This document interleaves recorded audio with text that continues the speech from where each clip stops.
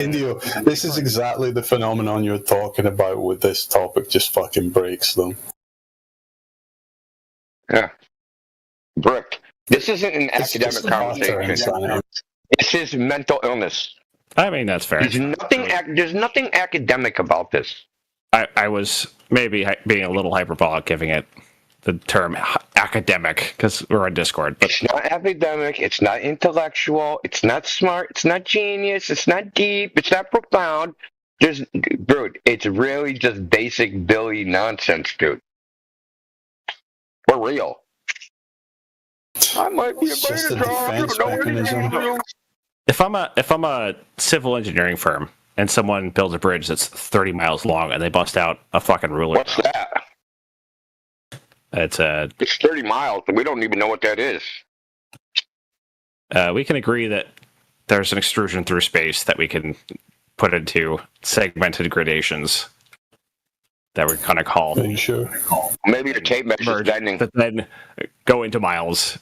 No, your tape measure's bending again, man. No, your tape measure's bending again. You can't know what 30 miles is. Exactly. It could be like a portion of space-time contracted to 15 miles. Sure. I mean, 30 miles when you measured it, but not when I came. When you read 30 miles, did you collapse the wave function? I hope so. Is that linear, or did you actually wrap the tape around the curve? Well, wrapped it around the curve of the ultimate measuring stick, my dick. There it is. We got him. Come on, spiral harder for us. We knew it was coming. The homoerotic shit always comes out of you guys. Not homoerotic. There's nothing sexual about that, but anyways.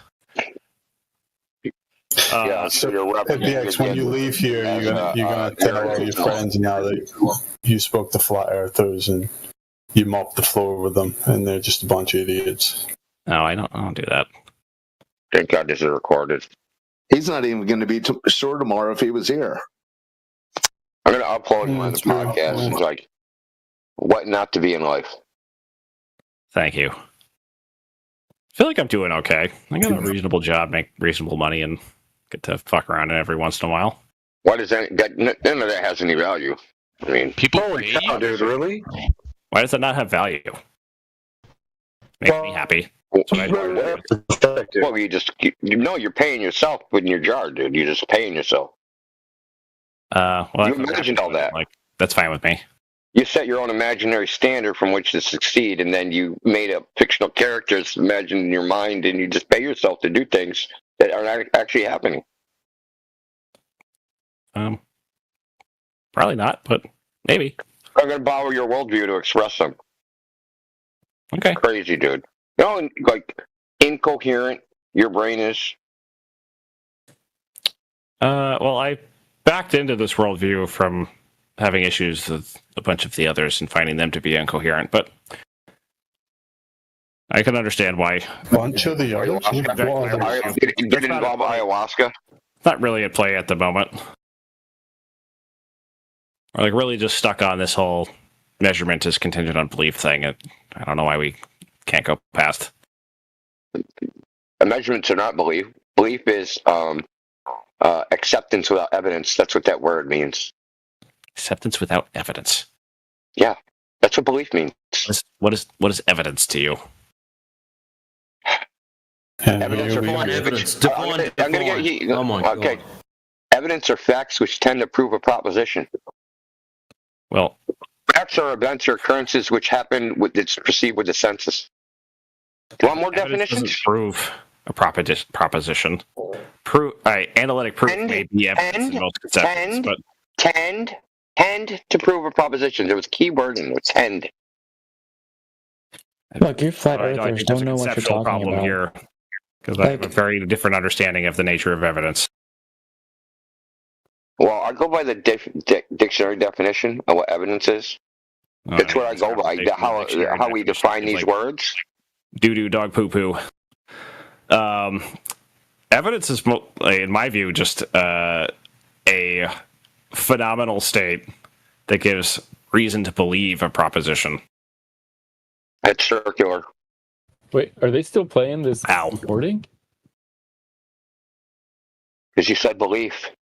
And belief is acceptance without evidence, so that's circular. Well, I take a different stance on belief. It's just an attitude. But who is listening to this recording? Look, belief, it's acceptance without evidence. That means you don't have evidence from which they're the form of belief. I would Okay? say It's faith just acceptance without evidence. Yes, it's without faith. evidence. Exactly. It's faith, blind faith. But we're looking at your notion of evidence at the moment. At your notion of belief.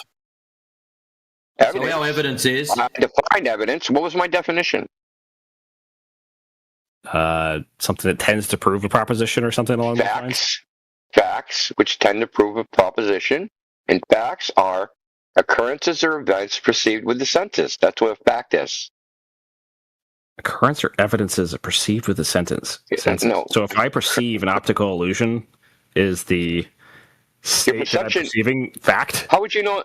Look, no. The fact that you perceive an optical illusion is a fact. But that doesn't make sense to me. You can't have the experience you had, that's a the fact. Experience of an optical illusion is just like if I have an hallucination. The fact having a hallucination is a fact. What I experienced was a fact.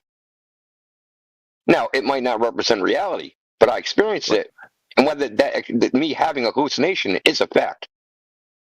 Wait, so now the subjective is fact, or the subjective media? No, what a fact is. Within which dude, you're trying to conflate things, dude. You're trying to conflate things. Fact is just something that's experienced with the sentence. Doesn't mean it's true or not true. It just means that was the experience. Doesn't mean if it's true or not true. See, people use the word claims all the time, and you're stuck in the idea that state of affairs, and your perception fact is not synonymous with objective state of affairs. It's not a synonymous thing, dude. Okay, facts are not states of affairs. Facts, and you can look up the etymology of the word if you want to know. It's occurrences or events that are perceived with the senses. Okay, doesn't matter. It could be wrong perception. It's irrelevant, but it's still the perception of the mind. It's a strange perception to me still. Well, because almost everybody, uses the word fact wrong. So you think something like 9.8 meters per second squared is a fact. That's something false. No, someone observing that something fall 8 meters per second squared is the fact.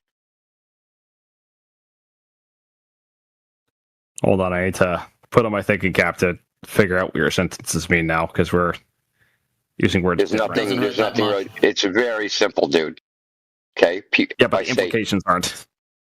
Okay, if I say objects fall 9.8 meters per second squared, that would not be a fact. Okay? The fact would be, hey, I watched something fall at 9.8 meters per second squared. That would be a fact. Okay. There's a distinction there. Let's say I'm God and have access to the true state of affairs. What do I call like an ontological truth? So if like this brick is God is not bound by the laws of reason, dude. God is not a created being.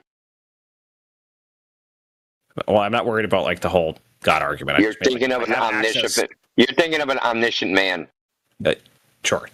I just like, how do I express ontological states? So if like something objectively has this property, is that not a fact?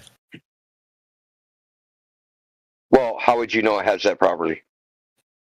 I'm not concerned with that at the moment, because that's like the epistemic. It doesn't have any properties unless you observe it. At play here. It doesn't exist until someone perceives it. Does it? It doesn't exist until someone perceives it? Exactly. Wait, not as a fact. You're idealist? Not as a fact. Not as a fact. So it exists ontologically. There's just no fact of the matter. The car is red is not a fact. I saw the car and it was red is a fact. Why are you having such a hard time making the distinction? This is so foundationally different to how everyone else I've ever heard use the word fact. Okay, because I used the word right. The same way they use it in the legal system. A wrong way to use words, but we've already gone down that rabbit hole, I guess. No, there is a right and wrong way because people just want to throw the word fact around willy-nilly and say X is a fact, Y is a fact, 9.8 meters per second squared is a fact. Yeah, I think that's irresponsible. That's fine.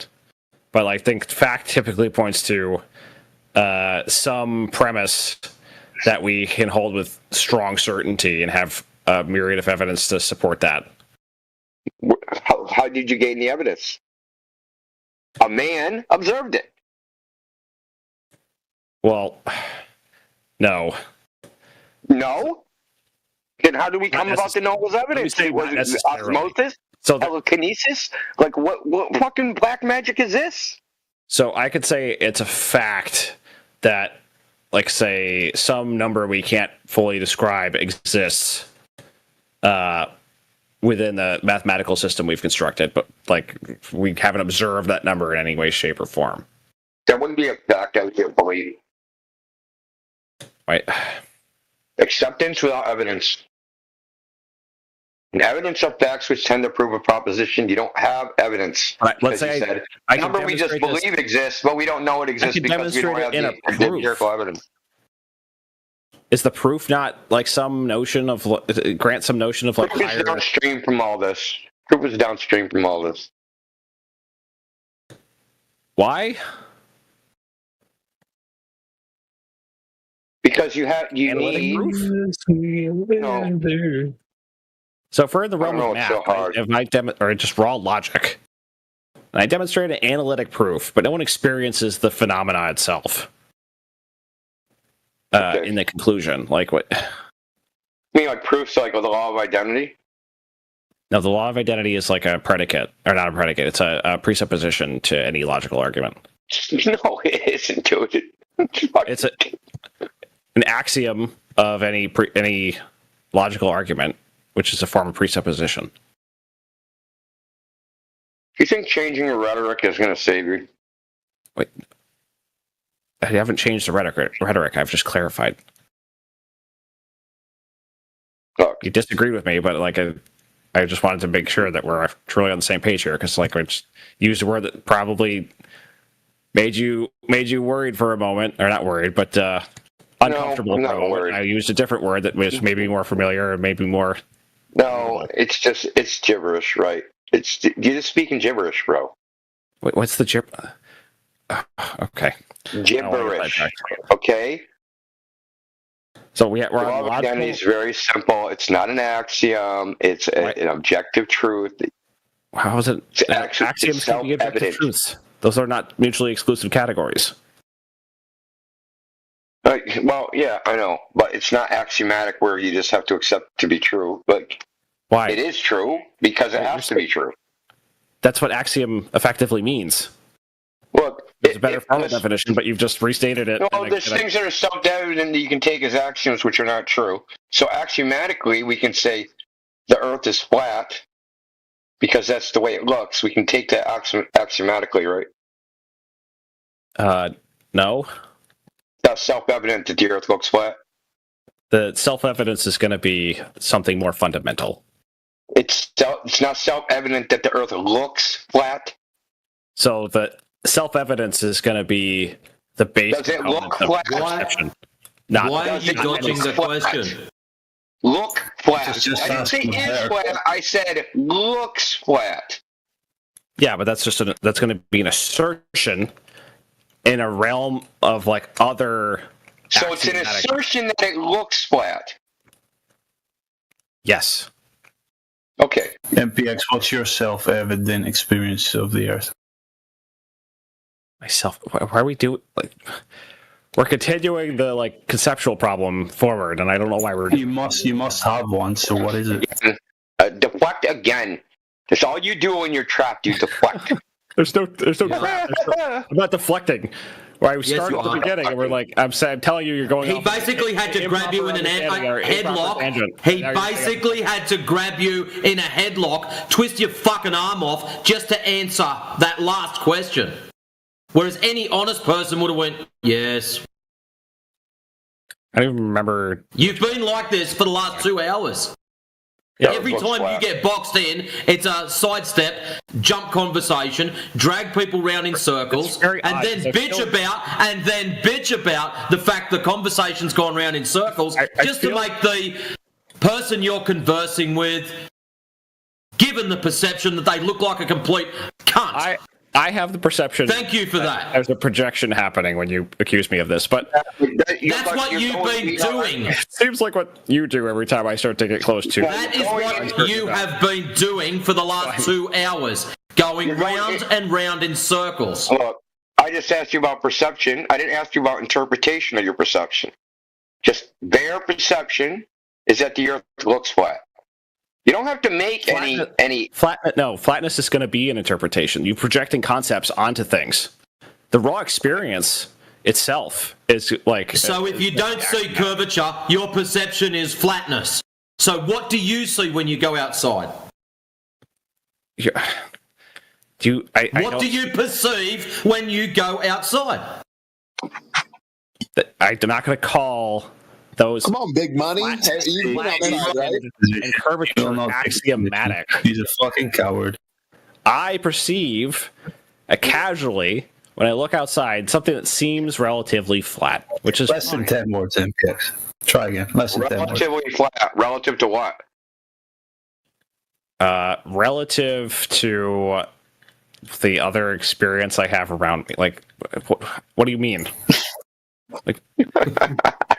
Sometimes it feels not pathetic. Like you're pathetic, man. He made another theory Globers in the last 5 minutes and Friday. I mean, you could say I'm dumb or pathetic or all you want. I'm having problems tracking what you're trying to get at. No, you're using yourself. We're deep in an epistemic conversation, and you. You're so afraid of a gotcha, you won't speak straight, dude. No, we're not. We're not even at the realm of epistemic. You're trying to jump onto a different topic, and I don't understand why. Say you have a baby. Crazy. Say you just have a baby, an infant that was just born. He perceives the world. He doesn't have any mental constructs as to what the world is, but he can perceive it in a certain way, right? We're just talking about raw perception. Raw perception of the world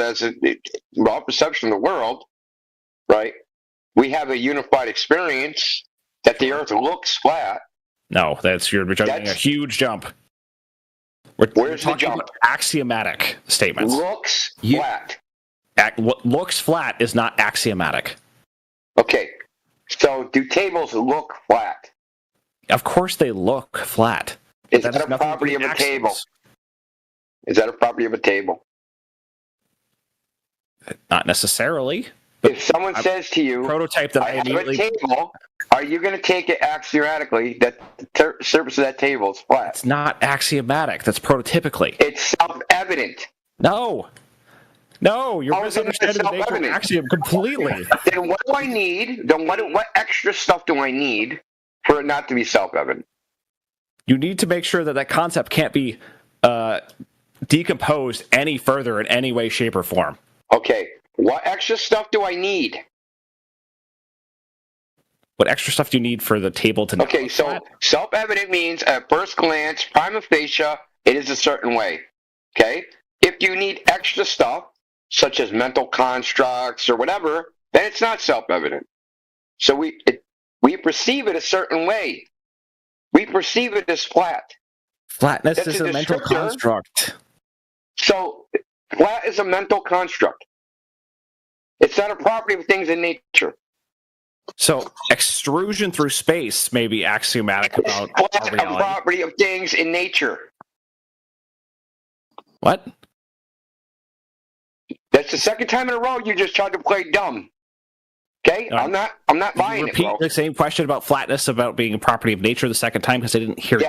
It is flat a property of things in nature? Depends on how you handle your mereology to build up to that notion of flatness. And any conception of flatness I can think of, I can't have that be the fundamental.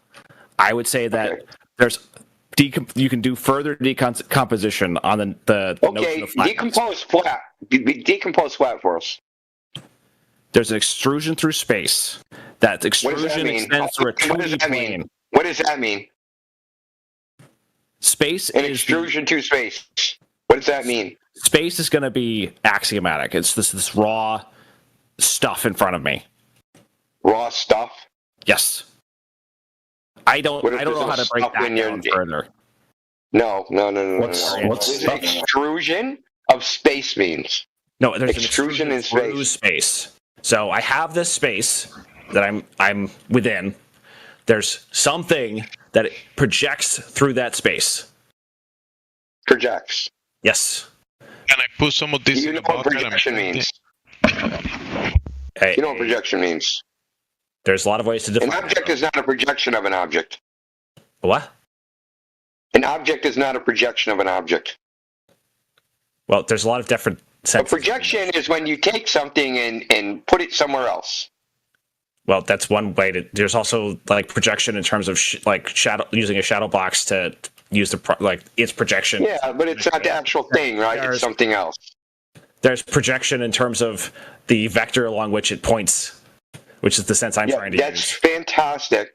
But the object itself is not an extrusion or a projection. Okay? We see something. That site is a projection. The 3D world is projected onto projected onto a 2D surface. At the abstract concept of flatness. We're not looking at an object. I've asked you like 3 times now to decompose that into something simpler. Yeah, you won't let me finish the decomposition because you're getting hung up on other portions, which is fine. But now you're saying I'm doing something silly. You're not decomposing anything. Wait, where's the? How have I not decomposed? What components are there? Fundamental element of extrusion through space. What is more fundamental than flatness? Space. What is that? Vectors. Extrusion. The vectors don't exist. They're abstractions. There's nothing self-evident about abstractions. Point to flatness. Point to flatness for me. The concept. The what? Point to the concept? Yes. It's a geometric property. Where? It's not a real thing. Of an object. That's a property. It's not a real thing. It's an abstraction. You've never seen a frozen lake, apparently. No, you're having conceptual problems, my friend. Are you not aware of hockey? I'm not aware of hockey? What? Okay, yeah, hockey was invented on a frozen pond. The pond's flat. Good job. We're talking about abstract concepts. Okay, so listen. We see an object. The object has a property. We can see that it has that property. And we can take that axiomatically that property exists. Okay? We don't need anything else. We perceive it to be that way. No. No, we don't. Nuh-uh is your response. Being rigorous in our conceptual constructions? No, we cannot. If we want to use the word... So fix it. So fix it for me. I tried. So fix it for me. You're rejecting the notion of extrusion. So fix it for me. So fix it for me. So we need to be rigorous in our constructions. So fix it for me. Can I use the concept of space and extrusion? No. I go for the football team that's going to win. Exactly. Okay, there it is. That's strategy. There it is. Now, there's 3 types of mirages. There's inferior mirages, superior mirages, and fata morganas, which is a type of superior mirage. Now, an inferior mirage is a double image where the bottoms of things appear to touch. A superior mirage is a double image where the tops of things appear to touch. And a fata morgana is where the object appears to be floating above the horizon. Which one is this? I was trying to listen to the video you sent me, my guy. Okay, so he says mirage. Okay, so go through what were my options here? Okay, fata morgana, inferior mirage, superior mirage. Okay. Those are qualitative descriptions of mirages. Fata morgana is where the objects, like the city, would be floating above the horizon. Above it. Yep. Okay, not on the horizon, above the horizon. Superior would appear like the tops of the buildings are touching, and there was an upside-down Chicago in the sky. Inferior mirage would be where the bottoms are touching, where there'd be an upside-down Chicago in the water. Which one is this? None of those. Which I know. That means it's not a mirage. Okay.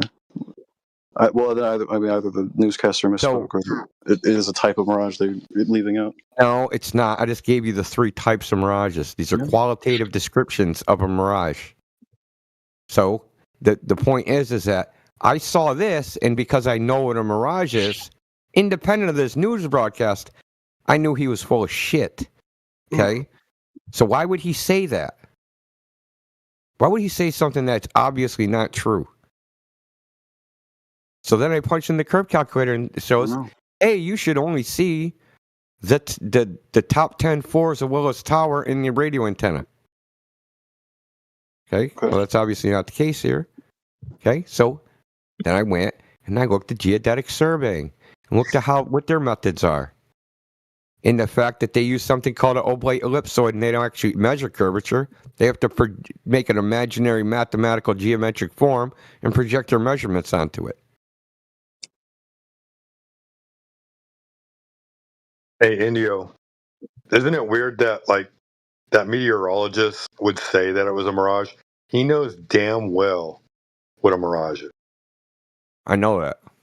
Complex and distorted type of superior mirage is the Fata Morgana, which forms the multiple stacked, inverted, or erect images, creating a floating castle illusion due to strong temperature inversions and atmospheric ducts. Wow. Yep. Nothing like this.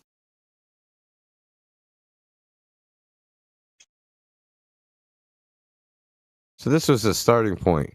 But since then, I've done my own observations on the Atlantic Ocean.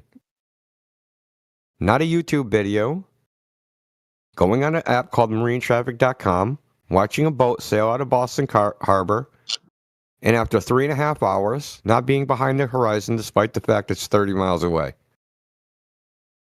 I mean, on the Wikipedia for Mirage, there's a picture of a Mirage that looks very similar to the Chicago situation. Well, Wikipedia is not my alma mater, and I don't give a shit what Wikipedia says. My citation is Andrew Thomas Young, who's the subject matter expert, not Wikipedia. Oh, okay. Well, I would imagine they would probably cite him if he was an expert. So. Well, you'd imagine it? Well, that's all you can do is imagine. I would assume. Is that better? Yeah, assume means make an ass out of you and me. True. Hey, buddy, as long as you're being made an ass of, I'm happy. So, so is your mask slipping off? Push it back up, bro. Why, what's up? Yeah, you push your mask back up. Why? It was slipping off. Based. So, tell me, why are you here defending an idea that's not only not yours, that you also do not understand? Because I would never try to be so as egotistical to believe that I could figure out how the entire world functions just through my own observation. It sounds insanely delusional. Isn't that what the Greeks did 2,000 years ago? There was several hundred people over the course of years coming to different ideas and conclusions. Yeah. Eventually won out. So not Eratosthenes, not him? He was one of many that led to more research and study. He got very close and was very accurate, but even watch this. Hey, brother, watch this. Name one other dude. You got me, dude. I don't know any other dudes, but he's the most famous guy. What's funny about that? You feel like explaining the humor? It's funny because his test works on flat or globe, so it's admitted in the scientific literature. It's not even our opinion. How does it work on a flat globe? It works on flat or globe. Or how does it work on a flat surface? Sorry. Because the sun just is closer than 93 million miles away, meaning the light rays are diverged instead of in parallel. Eratosthenes' test had to assume that the sun was some infinite distance away and that the rays of light are parallel. He had to presuppose the Earth is a globe. Well, he even presupposed the other distance. He assumed. What? I just learned today. He assumed it was a globe, the Earth. Right. That's what I mean. Why bother? As from Matthew said earlier, why bother looking for what's the word? Circumference. Yeah. If you don't assume it's a globe, okay. Yeah. You have to assume that the sun is very far away. Can you prove something if it has an assumption in it? If your proposition has an assumption, can you prove that proposition? He's not proving it. He's doing the math to see if it works, and it did. No. And he got very close. Worked. What do you mean? The math to see if it works, and it did. It did for what? Because he has assumed it was a ball, right? He assumed that the sun is very far away and that the light, the light moves in essentially a straight line in parallel rays. Okay. All of which were very accurate predictions or very accurate assumptions to make. How do you know they're accurate? Because light. What? Like accurate against what? Accurate against what? Accurate doesn't have to be against anything. What do you mean? Well, what's it? How's it accurate? One more time. How do you know it's accurate? How do I know what's accurate? How do you know his measurements are accurate? How do you know the circumference value that he came up with was accurate? Because they didn't use his. Because nobody used that. They used Ptolemy's radius value. Even Columbus used it. Probably and it's 10% smaller than Eratosthenes. Was it? Oh. Yeah. Well, then they must have just got the wrong one. Then. I don't know. I can't go back. Why'd they use the inaccurate one instead of the accurate one? Because I don't know if they couldn't necessarily prove which was more or less inaccurate. What do you mean? Oh, cool. Then which is the how did they prove Eratosthenes was the accurate one? Through more intensive measurement. Coin toss. Based. Such as? Through like surveying? Surveying. I was looking up theodolites earlier. Theodolite. Yeah. So I just talked about surveying, and they don't measure the Earth as a ball. Okay. They use something called a reference ellipsoid, in which they project measurements onto an imaginary surface. Okay. Yeah. So they have the WGS-84 reference ellipsoid. They used to use the Clark reference ellipsoid. In India, they use the Bezel spheroid. So, you create an imaginary geometric form, right? And you make measurements, and you project those measurements onto the surface. Okay. I'm sure Ptolemy was doing that, though, right? Yeah, of course he was. Or Columbus. My guy.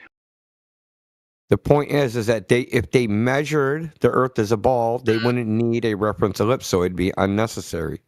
Wait, why? Because they're measuring the Earth as a ball, they wouldn't need a reference ellipsoid to project measurements onto. What is a reference ellipsoid? What is an ellipsoid? Sorry, isn't that like the type of like a ball? Yeah, that's what. Okay. They make up a mathematical. They make up a ball in mathematics. Mm-hmm. They go out into the field and do surveying, right? Mm-hmm. With theodolites, make little triangles, and they project it onto this ball. Yeah, that makes sense. But the ball isn't measured. It doesn't actually exist. It only exists in the mathematics. Yeah, but you would. Yeah, for your benefit, I posted an excerpt from the Grand Poobah of Geodesy himself, Helmer, from his anthology, Mathematical Theories of Higher Geodesy. And you can look in the chat and see that right there. And you'll see all the different references that they have and how he claims right there. It says here, in spite of the fact that the surface of the Earth cannot be reached everywhere, it has been made possible to have a general knowledge of the shape of the Earth through the existence of a simple law of formation of the shape of the whole body of the Earth. This law of formation, of which the factors are gravitation of mass particles and centrifugal force created by the rotation of an axis. So they model it based on these assumptions, dude, and they force it into that model. And here, the graphic I associated here shows you how they do it.